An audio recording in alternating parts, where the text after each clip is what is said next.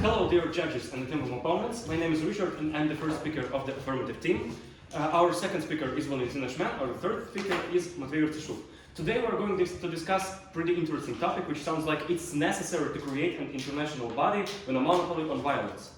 And why is this topic even relevant? Today we're living in a society when we have different ways to communicate with the outer world. We can check on the situation about military conflicts, about economic problems, about different conflicts, and of course it's important to stay in touch with this information. And connected to that, the question has risen, is it necessary to create an international body with a monopoly on violence? And our team thinks that, yeah, it's necessary to create such an international body. And before moving to our arguments, I would like to tell you about our definitions. Our first definition is the Blue Helmets. That's an army of the United Nations. It consists of over 7,000 troops contributed by national armies from across the globe. And our second definition is international body with a monopoly on violence. That's the expanded Blue Helmets organization. It would replace all national troops by one united army, which consists of troops from all the nations towards the United Nations. The existence of such an organization would mean that countries would not have their own army. Okay. Let's move on to our arguments, and our first argument sounds like international body with a monopoly on violence will solve terrorism will solve the problem of terrorism. Of course, terroristic attacks nowadays is a pretty big problem, especially when it comes to the process. So let me explain it briefly. Today we have a lot of terroristic organizations. Of course, terrorists not usually doing different things by themselves. They are a part of such terroristic organizations. So we have a lot of terroristic organizations, especially in countries like African countries or Middle East countries, where the terrorism problem is pretty common and pretty big. So using United Army as the way to deal with those terroristic attacks and terroristic organization would help us control the situation. So, for example, sometimes terrorists are even trying to conquer the country, as it happened in Vietnam, for example, and such an United Army would help us, for example, dealing with those attacks that is trying to conquer the country, conquer some important objects towards the country's territory, and of course, we can just help the countries with pretty bad terroristic history. Also, it would prevent future possible attacks because different terroristic organizations would understand that if they're trying to do anything in any territory, they would face the enormous army that will try to deal with them and will try to stop them. So they will understand that any action would not just not worth it. It would be a lot of risk, and it would be rude for them to even try something. So, international body with a monopoly on violence will solve the problem of terrorism. Our second argument is international body with a monopoly on violence will get rid of any aggression. Okay, as we have already mentioned in our definitions, we have a monopoly on violence, and it would mean that no country would have their own army. We would have only the United Army. So it would practically mean that no country could start any aggression towards in the other country. They would need to solve different conflicts diplomatically, and at first we don't have the personal army, so we're not able to start any armed conflict. Second, how would we deal with different conflicts about, for example, territory? We can send these conflicts to the United Nations, and they will just say who's right and who's wrong. For example, whose territory is it, who's right in the, for example, resources conflicts and different other conflicts. They could easily try to help with solving those conflicts without using weaponized without using any weapons, without using any army. So practically, international body with a monopoly on violence will get rid of any aggression towards the United Nations, and also practically in the world. And our third argument, international body with a monopoly on violence will allow the United Nations to optimize its military. Again, United Nations would have all the military in the world, so it would be easier to optimize its military. At first, we can just cut the expenses on this army. It would mean that it would be much cheaper to maintain the army, especially when we can just cut a part of this army, because we won't need a lot of troops to deal, for example, with terrorism. So it would be, the expenses on this army would be much cheaper than it is today, because each country spends a lot of money to the army, and using one united army would help us spending a lot of money on different things. For example, thank you. For example, medicine. For example, different treatments, and it would help us save some money. Also, it would be easier to control the army. Of course, if you have one united army, it's easier to give different commands. It's easier to regulate the powers in each country that we inside the United Nations. So practically, it would be much easier to control the army and to segregate the powers to the world. And the last point is the resources spent by the United Army, I think it would be less. We're talking about different researches and different military technologies. It would be easier to support the army with different supplies. It would be easier to do different researches on the army and military technologies, and we will be able to spend less time, spend less resources to support the army. So, International Body on Monopoly on Violence will allow the United Nations to optimize its military. Thank you very much, and I'm ready to answer the questions. Hello, I'm the third speaker of the negative team, and I want to ask you some questions. So my first question will be, so as I understand in your information, they will have one army on all world. So then I have a question, how they will choose what amount of the soldiers they will have in every country?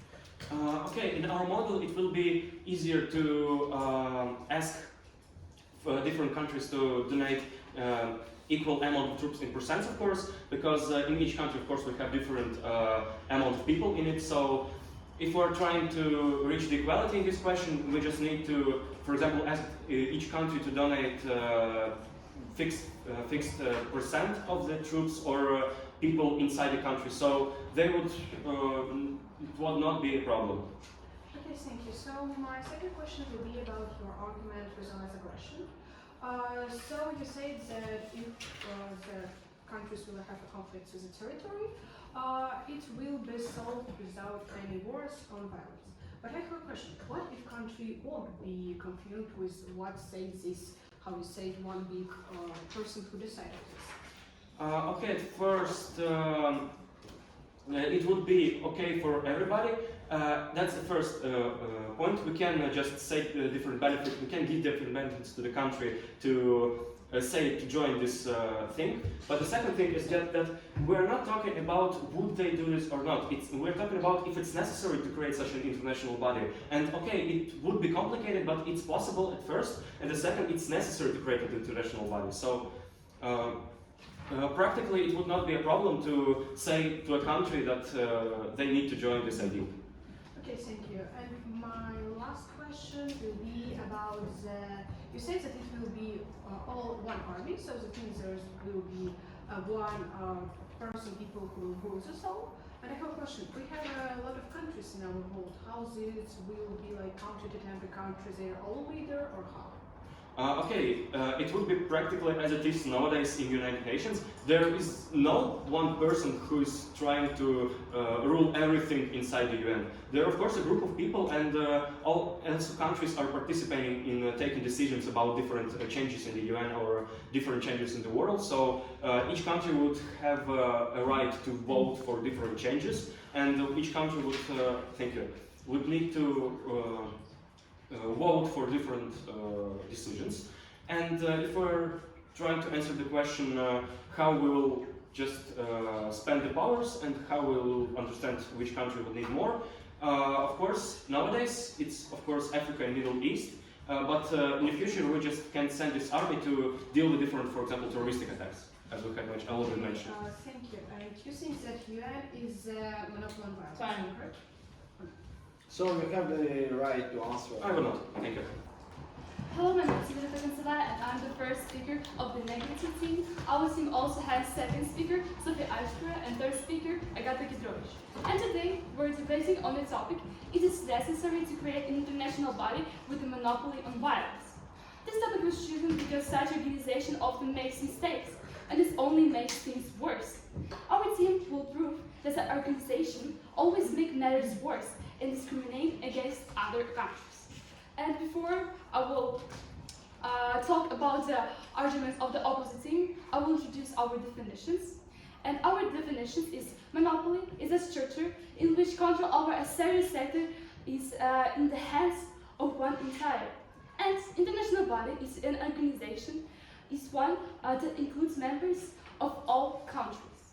And your first argument was about that all that organization will solve the problem of terrorism, but I can say that we already had such an organizations like the NATO with the same functions. Why do we need other organizations that from that we can lose more like resources and money, because it's not like really cheap, as you said.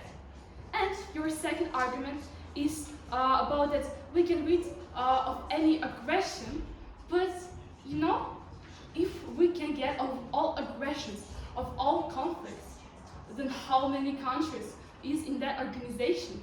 Because you know, like we already had the situations when organizations like United Nations, they discriminated small countries.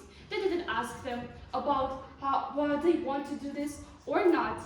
And also, if in that such organizations are so many countries that there couldn't be any conflicts or any aggression, then it's dangerous for other countries, because like we have so many countries, and all those who aren't in that organization, how would they feel?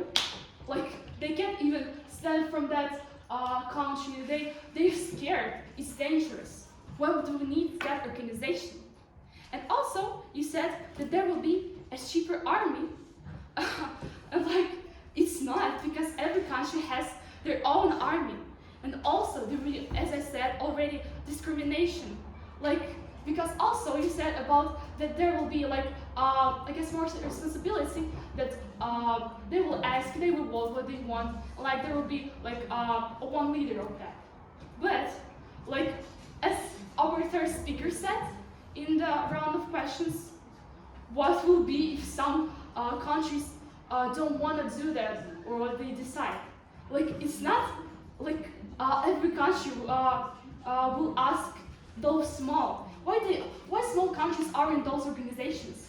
Because they're like they need, thank you, like they need some power, and they want to be in such an organization to make their country safety. But all those small countries discriminated. And I will say that I will tell you the examples of such a situation in my arguments. And I want to introduce our arguments.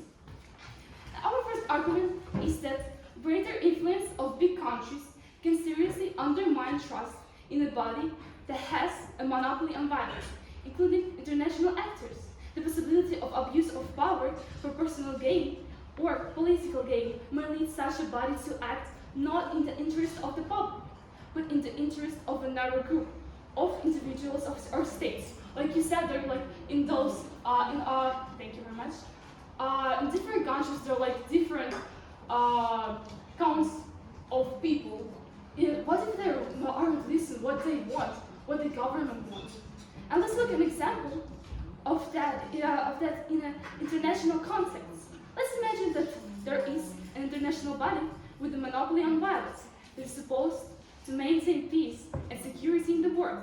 However, if this body is susceptible to make more power, its actions may not be aimed at maintaining peace, but at promoting the interests of certain states or political groups. For example, United Nations.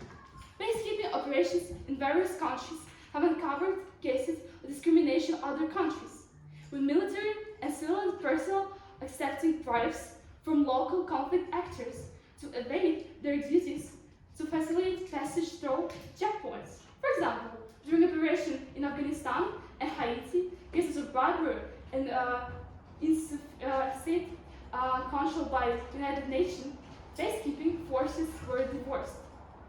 Is that okay? Is that what we're looking for in such organizations?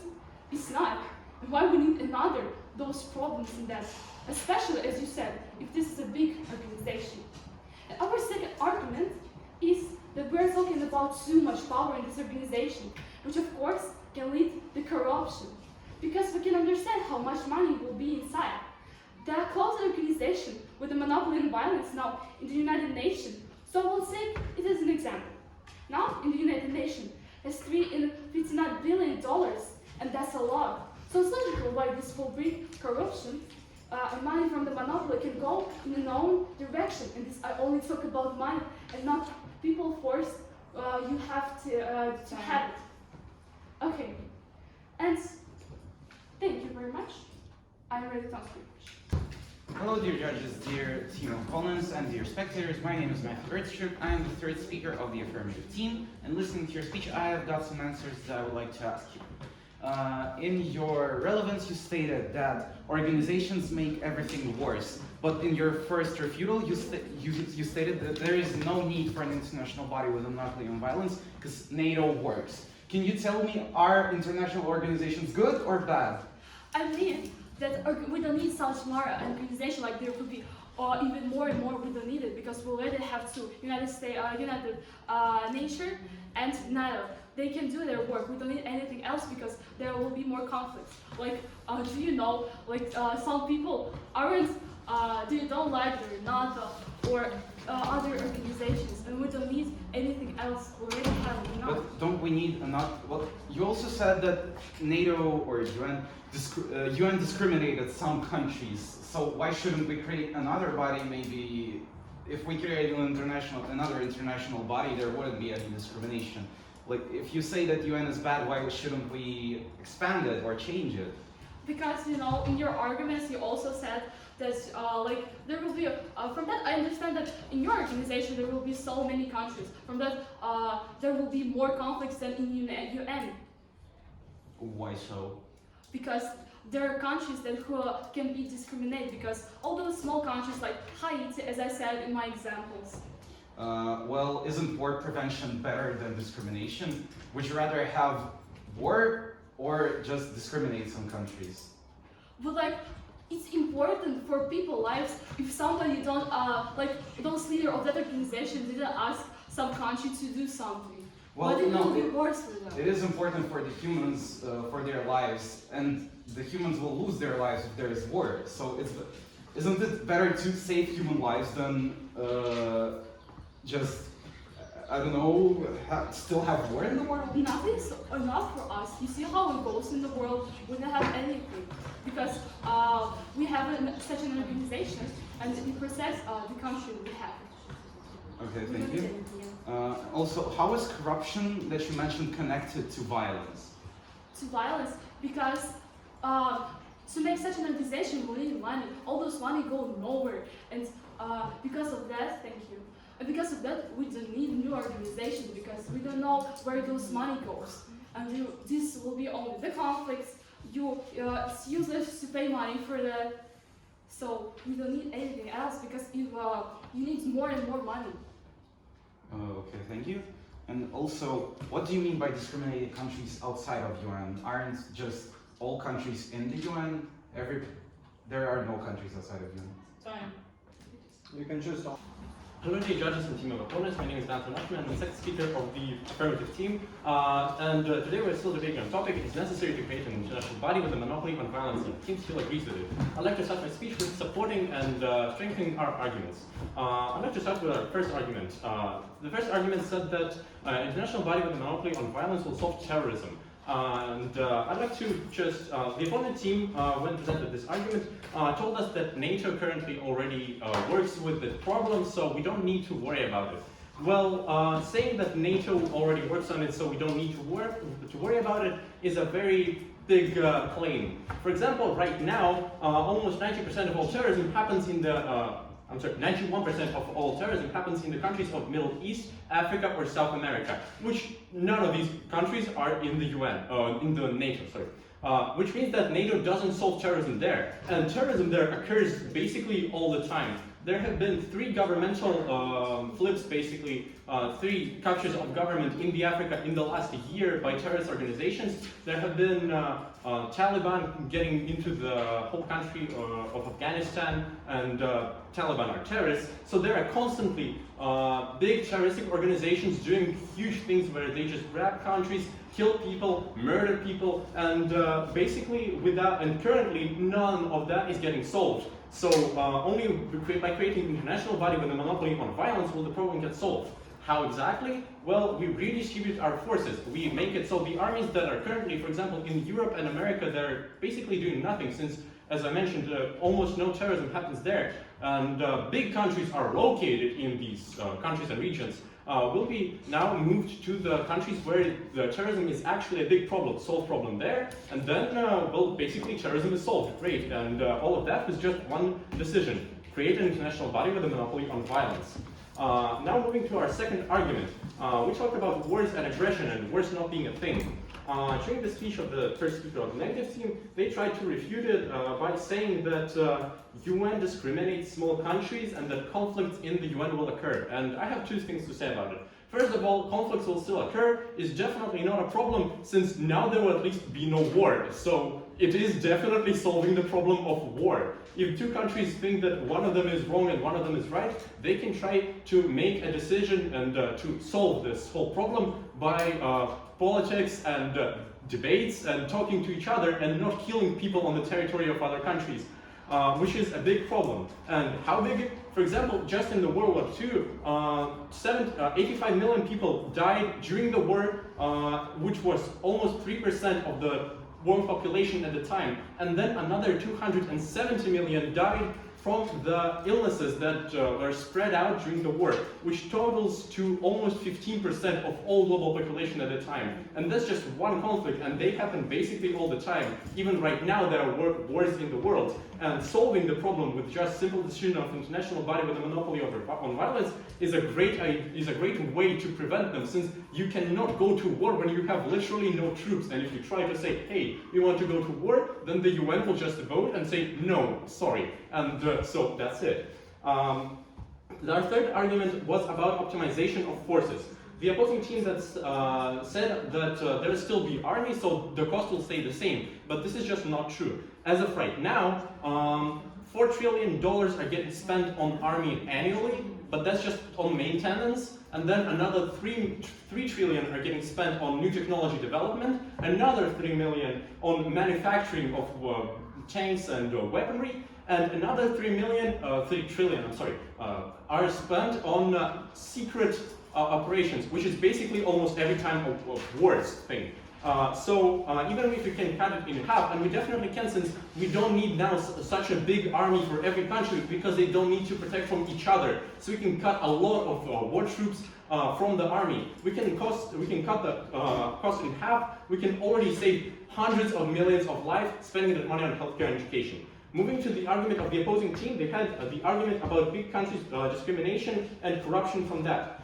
So we have to say two things. First of all, it's just basically not possible to discriminate countries because the UN works as a voting system where countries each have their own vote. It's basically like, how can you discriminate other countries is also not explained. You cannot go to war with them, you cannot pressure them with your forces, so no discrimination basically being. And corruption, there is basically nowhere to be corruption when it's the UN. All of the countries consist there. Who are they gonna pay? Like, just circle the money around between each other. So there is no corruption possible in the UN when all the countries are the UN. And as we mentioned, International Body on the Monopoly over Violence is a body that contains all the countries. Thank you for your attention. Hello, my name is Sidhartha Kansala, and I'm the first speaker of the negative team. And I want to ask some questions. And like, in your opinion, we need so many organizations. I mean, like in every country, because you said like there are percents where the country against the terrorism, and like they're not in the NATO. So in your opinion, we need like many organizations? No, in our opinion, we need one international body with a monopoly on violence that can then spread out troops how it's needed to prevent terrorism everywhere. Since, as I said, there are troops who are doing basically nothing, a lot of troops who are doing nothing on territories where terrorism doesn't occur, and a very small amount of troops in the places where it does occur so they cannot fight it properly. So we spread out them, so everywhere is enough troops to support the land that they protect, and so just one organization and fills all the needs. Are there like, in that countries, they're like, can you have any examples of those countries? In those persons who are in NATO, like, if there will be only small countries, like where they get the army? And also I want to ask, why do you think that if this will be an army organization, why it will be cheaper, in your opinion? In your arguments was that? Okay, I'll start with the last point you made since you asked 3 questions during that. Why would it be cheaper? We don't need, right now, we have army that is basically the main army, and then there is army who are guarding the borders of countries. There are secret tech being developed constantly and technical techs being created constantly, manufacturing of them that is used basically, so if anyone else attacks you, you can fight back. Well, when there's no threat of other countries invading you, you will not need the troops on the borders, you will not need to manufacture that many weaponry, so much weaponry, since now you only need to protect against basically internal issues such as terrorism, which is much less than constantly being threatened by all of your neighbors, which will gradually mean that we need no such big army. We can make army less and spend less on the technologies, which will then mean that we spend less money to provide these troops, to constantly pay them and all that. Then countries that are getting attacked by terrorists, I can mention basically any country in the Africa or country in the Middle East. There's no need for me to mention any single one because it's all of them because there's terrorism in the region. So the terrorism is in a high level in those countries, but I can say that they're not like they have a lot of money, so you will build the army from those countries where they have terrorists and criminals. How would they will be the army if they're like they don't have any money, they have all the crimes, they have terrorism, they don't have any it's hard to build this army. I have good news for you. This is why you have an international body with a monopoly on violence, so they will not need to overpay, because the body itself will make it so they will have enough troops. For example, if we have troops that do nothing currently in one place, and then in other place we have a shortage, we'll move the troops that are doing nothing to the place where it's needed, where they are needed. They will solve the problem, and so the country will not need to pay extras, which means also that it's going to be a great for everyone, since now there will be no threat of terrorism for any country, and not just NATO protecting itself and not caring about everyone else, which means that it's great for everyone in the organization, and we say that it's all the countries, so it's great for everyone. Thank you very much. Hello, I'm the second speaker of the negative team, and I would like to start off my speech by refuting some of the things that the affirmative team has said. So one of their first arguments was that they believe that an international body for monopoly on violence could solve terrorism and terrorist organizations at a total. But they think that it will completely stop all terrorist organizations, because there will be such a strong military that it would be able to stop all of it. But there are a lot of even very popular examples that this doesn't work like this in terrorism. For example, do you think the United States does have a strong army? Of course, it has the strongest army, but it did not stop terrorist attacks from happening. For example, 9/11, because the terrorists do not care about the size of the army and the consequences that it will suffer. So if having a very strong army already doesn't solve terrorism, an even stronger army might not have any effect either. And so the second thing that I want to bring up is that they said that countries will be willing to agree to this international monopoly on violence because they will be offered different benefits. But this, I do not believe, is nearly enough for every single country to give up all of their army and all of their sense of safety and security. First of all, it's possible that not all countries would get the exact same benefits. Because you mentioned tax for soldiers, well, not all countries can afford this type of tax for soldiers, so they would already be getting less benefits. And another thing that was mentioned was that the weapons will be seized and donated a certain amount of troops and weapons. But you did not mention that every single weapon will be seized, every single troop would be seized. There would be so many leftover remaining weapons in this world that could be taken and used to start wars and civil wars. Thank you. That could also be started against this whole international monopoly on violence. And sending conflicts to the UN can also be not that good of an idea, because the UN could, of course, be biased about who is right and who is not, and voting is also not very fair because the countries with more influence and more citizens will have a higher voting power than the countries who don't have many people and don't have much power, so the voting would possibly be quite biased. So I would like to also mention that they said that the money would be circulated around all of the countries, just giving money to each other, but it wouldn't exactly be through the countries, it would be to the leaders who could be taking this money if they chose to, because there isn't a higher organization, thank you, to stop them from taking all of this money for themselves. So it would also likely result in corruption, which is what I wanted to get into, which is my first argument was that with corruption, the monopoly concentrates power in the hands of a few, increasing the likelihood of corruption, and those in control may abuse their authority and exploit their positions for personal or political gain without fear of consequences. At the UN, I should start with that out of all of the countries, out of all the people, 6 billion people in the world live in corrupt countries, according to Transparency International's. The corruption index is 43, 100 being least corrupt. So the world already suffers with a lot of corruption to start with. Corruption was also a key factor contributing to the failings of international interventions in Iraq and Afghanistan. At UN, Iranian President blames corrupt powers for sparkling global challenges. Thank you. As he said that the UN put at fault corrupt powers for provoking or maintaining problems in global hotspots such as Iraq, Middle East, and Afghanistan, noting that United Nations is often paralyzed and unable to take effective action. As he said, the UN is not capable enough to solve the problems and to remove aggressions and occupation. Our second argument is that establishing an international body with a monopoly on violence could exacerbate existing problems for unequal representation and power dynamics among nations. For example, there would be limited representation to the countries who have less power and people. There is a risk of abuse of power.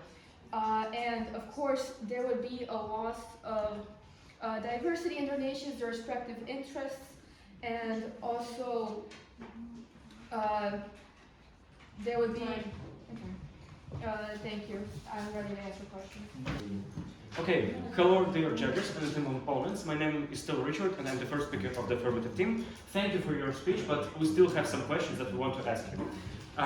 First question, how exactly the corruption is connected with the monopoly on violence? Well, because, for example, I have the statistic that the International Security Assistance Force was unable to achieve its mission because of the corruption from different organizations. So it doesn't lead to countries doing their missions because the leaders can have different goals in mind and put their money elsewhere where they're not supposed to.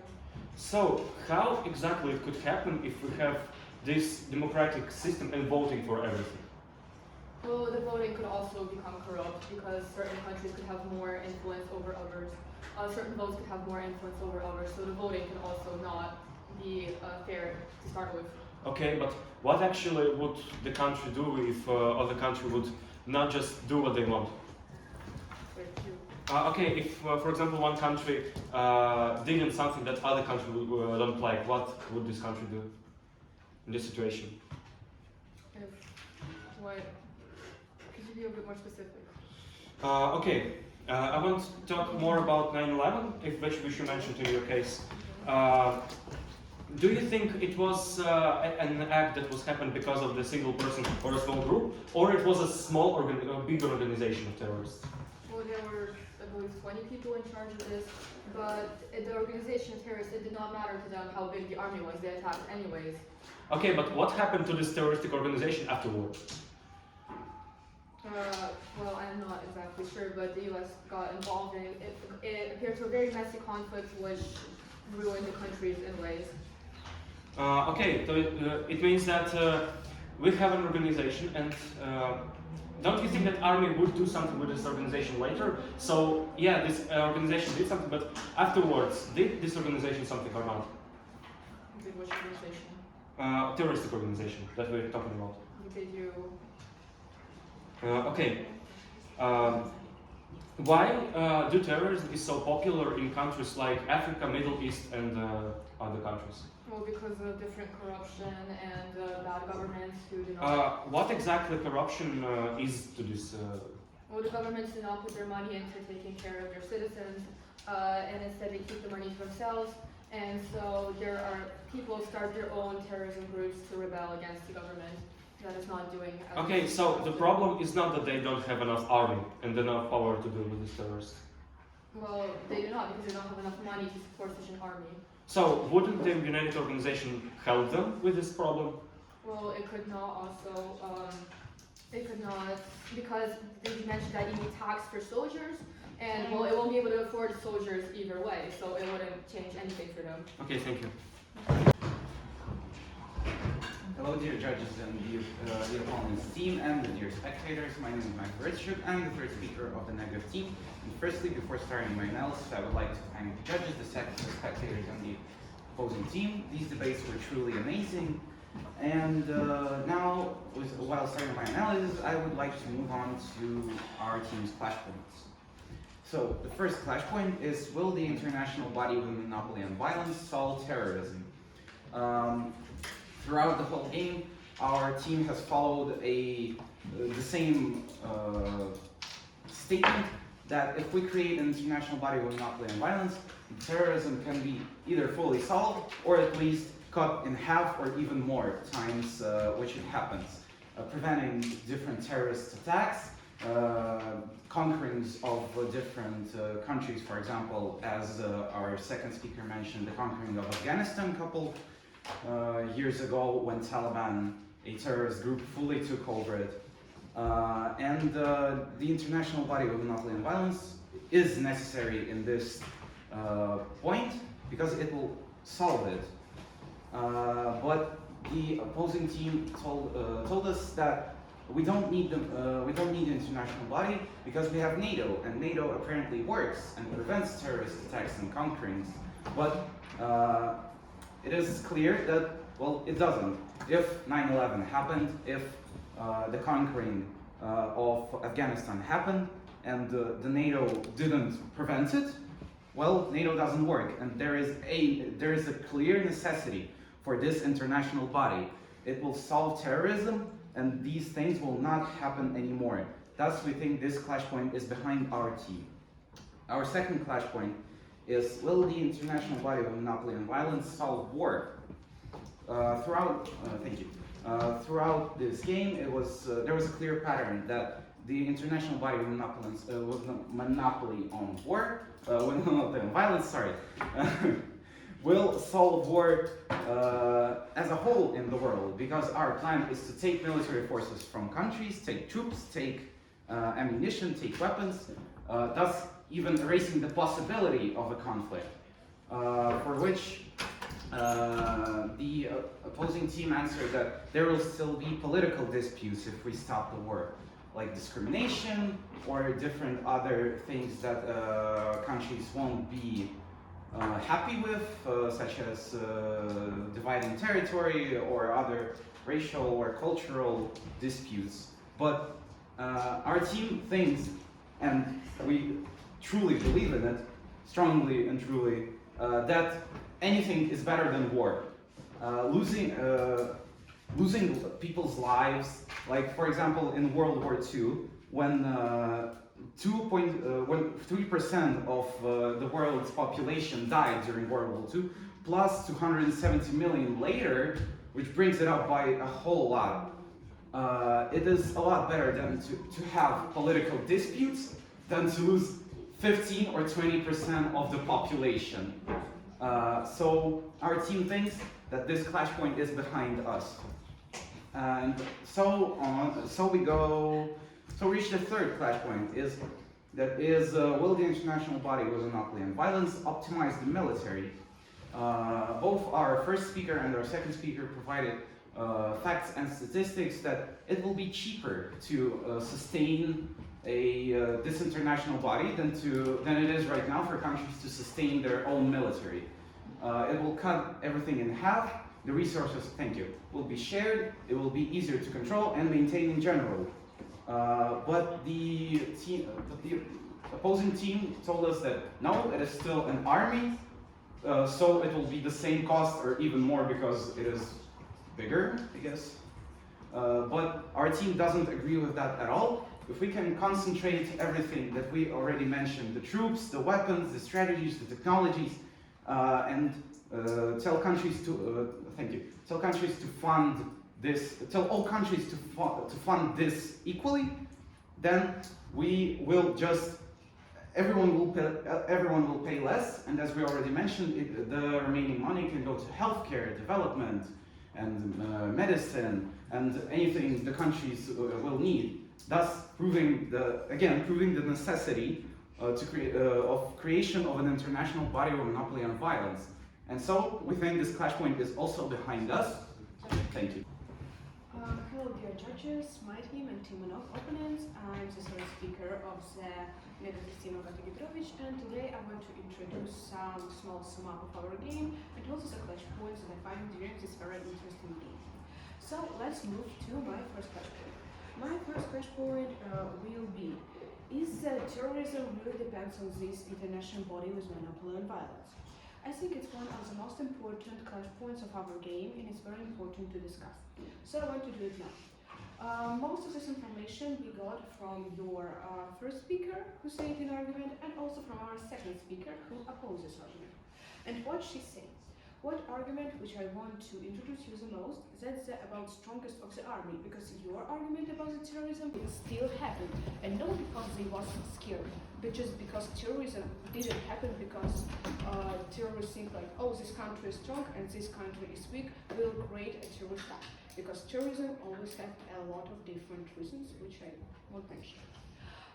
So the second clash point will be about the inequality. It was kind of our second argument, but I will stay in a much more important point. The amount of soldiers in every country. We asked about it a few times, and what we got that country, we will provide the countries from the person from the territory, this whole thing. I understand, but what we have now, even now each country have an army. Army depends on the taxes, on the other things, so a lot of this, we all know this. But how we would create a big one monopoly on violence with a one big army if small countries still won't have money from this army? So kind of how it even possible? So for example, some big country like USA, as we mentioned, will pay the money and they will have a normal army just because they pay taxes, pay this other thing, country is big. And as you talk about the South Africa and all the things, how they will pay it anyway? They don't have army now.